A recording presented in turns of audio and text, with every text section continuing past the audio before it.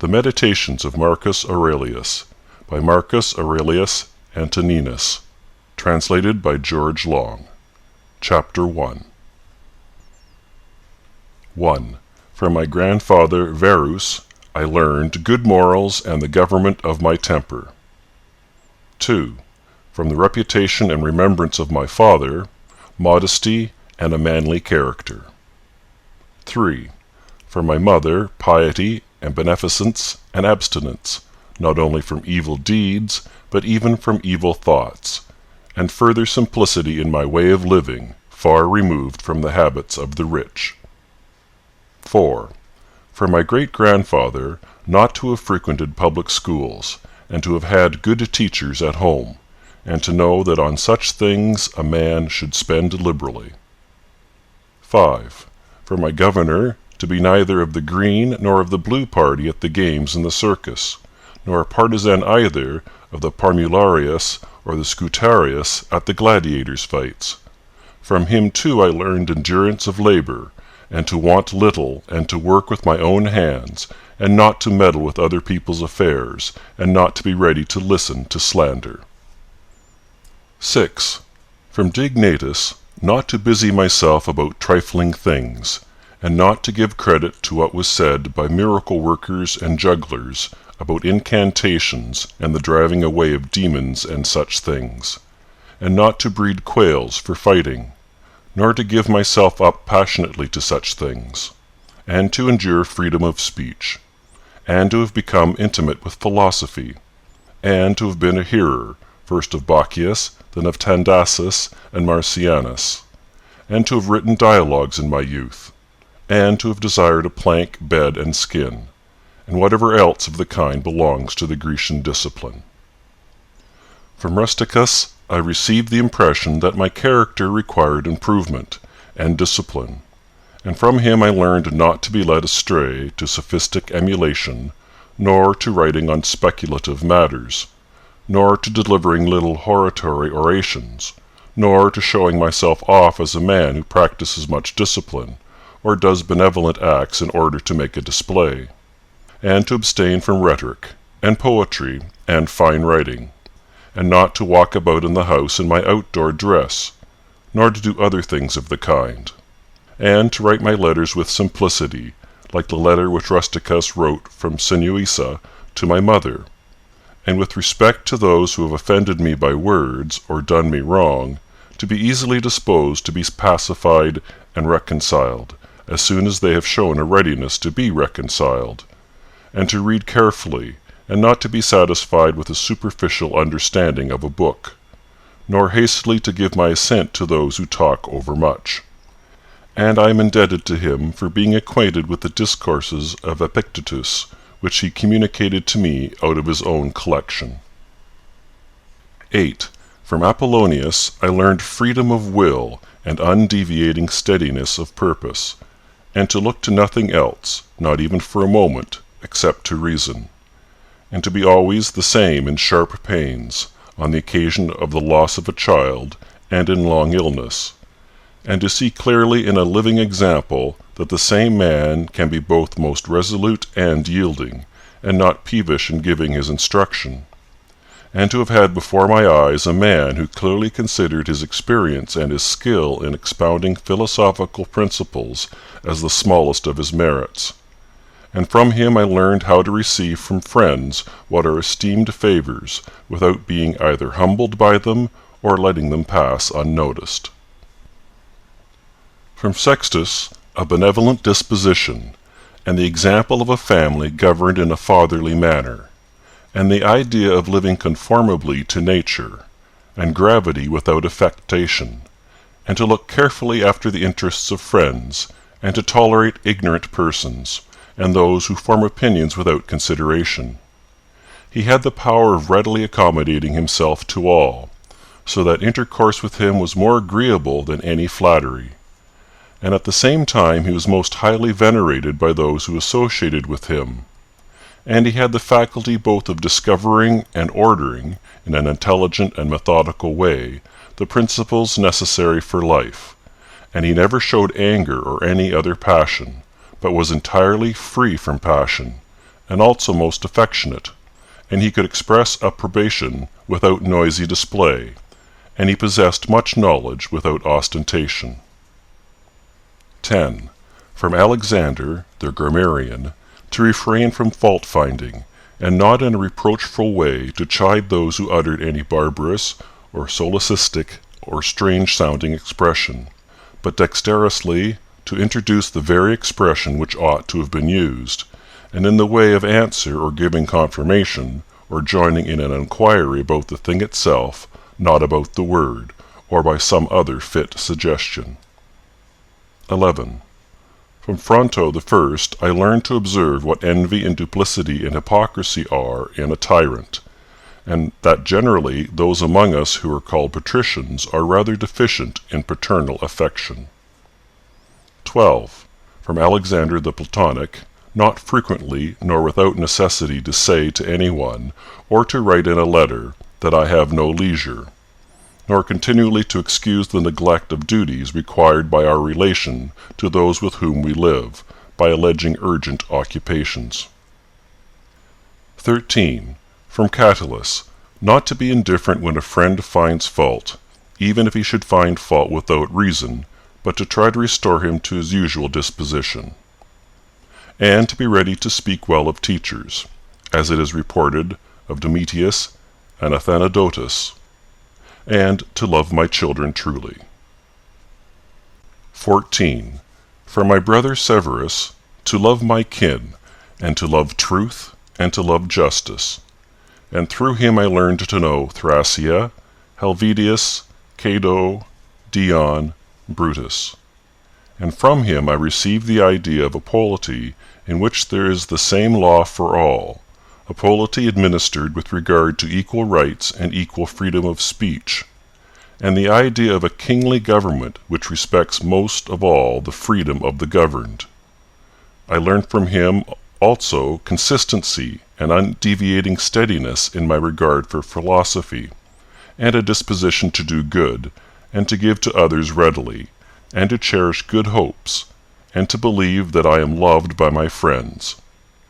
And in him I observed no concealment of his opinions with respect to those whom he condemned, and that his friends had no need to conjecture what he wished or did not wish, but it was quite plain. 15. From Maximus I learned self-government, and not to be led aside by anything, and cheerfulness in all circumstances, as well as in illness, and a just admixture in the moral character of sweetness and dignity, and to do what was set before me without complaining. I observed that everybody believed that he thought as he spoke, and that in all that he did he never had any bad intention. And he never showed amazement and surprise, and was never in a hurry, and never put off doing a thing, nor was perplexed nor dejected. Nor did he ever laugh to disguise his vexation, nor on the other hand was he ever passionate or suspicious. He was accustomed to do acts of beneficence, and was ready to forgive, and was free from all falsehood. And he presented the appearance of a man who could not be diverted from right rather than of a man who had been improved.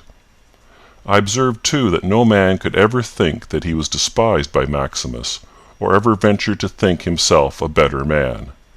He had also the art of being humorous in an agreeable way. 16.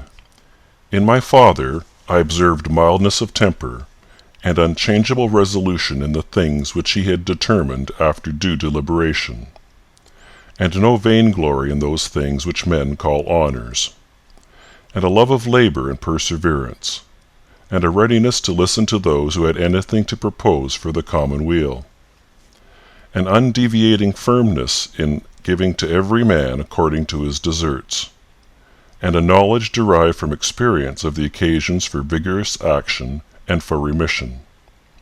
And I observed that he had overcome all passion for joys, and he considered himself no more than any other citizen, and he released his friends from all obligation to sup with him or to attend him of a necessity when he went abroad, and those who failed to accompany him by reason of any urgent circumstances always found him the same. I observed, too, his habit of careful inquiry in all matters of deliberation, and his persistency, and that he never stopped his investigation through being satisfied with appearances which first present themselves, and that his disposition was to keep his friends, and not to be soon tired of them, nor yet to be extravagant in his affection, and to be satisfied on all occasions and cheerful, and to foresee things a long way off, and to provide for the smallest without display, and to check immediately popular applause and flattery, and to be ever watchful over the things which were necessary for the administration of the empire, and to be a good manager of the expenditure, and patiently to endure the blame which he got for such conduct. And he was neither superstitious with respect to the gods, nor did he court men by gifts or by trying to please them, or by flattering the populace. But he showed sobriety in all things, and firmness, and never any mean thoughts or action, nor love of novelty. And the things which conduce in any way to the commodity of life, and of which fortune gives an abundant supply, he used without arrogance and without excusing himself, so that when he had them, he enjoyed them without affectation, and when he had them not, he did not want them. No one could ever say of him that he was either a sophist or a home-bred flippant slave or pedant, but every one acknowledged him to be a man ripe, perfect, above flattery, able to manage his own and other men's affairs. Besides this, he honored those who were true philosophers, and he did not reproach those who pretended to be philosophers, nor yet was he easily led by them. He was also easy in conversation, and he made himself agreeable without any offensive affectation. He took a reasonable care of his body's health, not as one who was greatly attached to life, nor out of regard to personal appearance, nor yet in a careless way, but so that, through his own attention, he very seldom stood in need of the physician's art, or of medicine or external applications. He was most ready to give way without envy to those who possessed any particular faculty, such as that of eloquence, or knowledge of the law, or of morals, or of anything else, and he gave them his help, that each might enjoy reputation according to his deserts. And he always acted conformably to the institutions of his country, without showing any affectation of doing so. Further, he was not fond of change, nor unsteady, but he loved to stay in the same places, and to employ himself about the same things, and after his paroxysms of headache, he came immediately fresh and vigorous to his usual occupations. His secrets were not many, but very few and very rare, and these only about public matters, and he showed prudence and economy in the exhibition of the public spectacles and the construction of public buildings, his donations to the people, and in such things, for he was a man who looked to what ought to be done, not to the reputation which is got by a man's act. He did not take the bath at unseasonable hours. He was not fond of building houses, nor curious about what he eat, nor about the texture and color of his clothes, nor about the beauty of his slaves. His dress came from Lorium, his villa on the coast, and from Lanuvium generally. We know how he behaved to the toll-collector at Tusculum, who asked his pardon, and such was all his behavior. There was in him nothing harsh, nor implacable, nor violent, nor, as one may say, anything carried to the sweating point. But he examined all things severally as if he had abundance of time, and without confusion, in an orderly way, vigorously and consistently. And that might be applied to him which is recorded of Socrates, that he was able both to abstain from and to enjoy those things which many are too weak to abstain from, and cannot enjoy without excess. But to be strong enough both to bear the one and to be sober in the other is the mark of a man who has a perfect and invincible soul, such as he showed in the illness of Maximus. 17. To the gods I am indebted for having good grandfathers, good parents, a good sister, good teachers, good associates, good kinsmen and friends, nearly everything good. Further, I owe it to the gods that I was not hurried into any offense against any of them, though I had a disposition which, if opportunity had offered, might have led me to do something of this kind. But, through their favor, there never was such a concurrence of circumstances as put me to the trial. Further, I am thankful to the gods that I was not longer brought up with my grandfather's concubine, and that I preserved the flower of my youth, and that I did not make proof of my virility before the proper season, but even deferred the time. That I was subjected to a ruler and a father who was able to take away all pride from me, and to bring me to the knowledge that it is possible for a man to live in a palace without wanting either guards, or embroidered dresses, or torches and statues, and such like show. But it is in such a man's power to bring himself very near to the fashion of a private person, without being for this reason either meaner in thought, or more remiss in action, with respect to the things which must be done for the public interest in a manner that befits a ruler. I thank the gods for giving me such a brother, who was able by his moral character to rouse me to vigilance over myself, and who, at the same time, pleased me by his respect and affection. That my children have not been stupid nor deformed in body. That I did not make more proficiency in rhetoric, poetry, and the other studies in which I should perhaps have been completely engaged, if I had seen that I was making progress in them. That I made haste to place those who brought me up in the station of honor which they seemed to desire, without putting them off with hope of my doing it some time after, because they were then still young. That I knew Apollonius, Rusticus, Maximus. That I received clear and frequent impressions about living according to nature, and what kind of a life that is, so that, so far as depended on the gods, and their gifts and help, and inspirations, nothing hindered me from forthwith living according to nature, though I still fall short of it through my own fault, and through not observing the admonitions of the gods, and I may almost say their direct instructions. That my body is held out so long in such a kind of life. That I never touched either Benedicta or Theodotus, and that, after having fallen into amatory passions, I was cured. And though I was often out of humor with Rusticus, I never did anything of which I had occasion to repent. That, though it was my mother's fate to die young, she spent the last years of her life with me. That, whenever I wished to help any man in his need, or on any other occasion, I was never told that I had not the means of doing it. And that to myself the same necessity never happened, to receive anything from another. That I have such a wife, so obedient and so affectionate and so simple.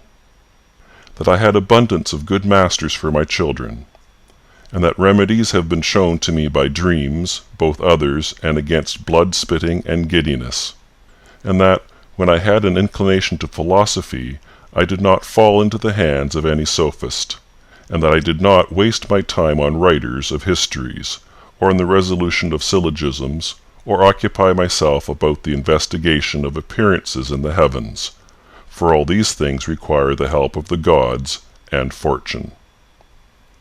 Among the Caedi at the Granua. End of Chapter 1.